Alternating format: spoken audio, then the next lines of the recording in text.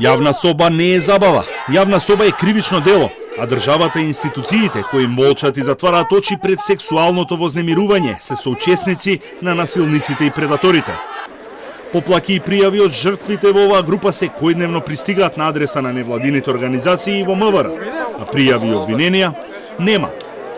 Пасивноста на надлежните при расветлувањето на овој скандал е причина за денешниот протест, на кој беше дадена поддршка на жртвите од јавна соба и уште еднаш беше побарано администраторите на групата и оние кои споделувале слики и видеозаписи да се соочат со кривично гонење.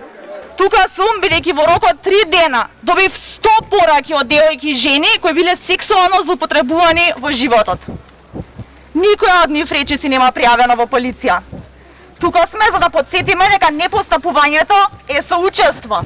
На протестот се обрати Ана Колева, жртва на предаторите во групата, која прва проговори во јавноста за пеколот низ кој мина. Нека се донесе закон, но и тој закон да се применува. Нека се едуцираат институциите.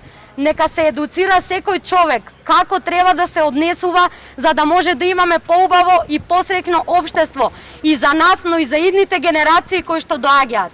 Адвокатката Марта Гусар, која застапува жртви на семејно насилство, заврши во групата Јавна соба, каде беше објавен нејзиниот телефонски број. Таа ги охрабри жртвите да ги пријават предаторите во полиција.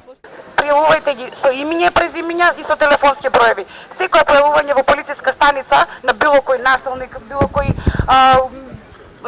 лик кој што е повикан како обвинет, односно осомничен во дадената ситуација, не е пријатно чувство, ниту пак пријатна состојба.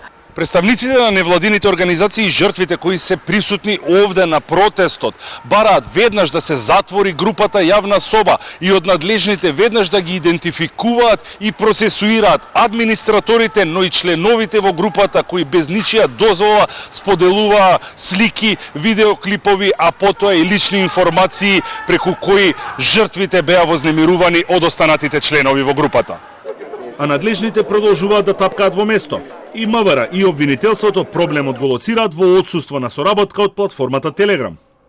Четворица приведени и пред истрага која трае речиси 1 година се информациите кои овие две институции ги споделуваат со денови.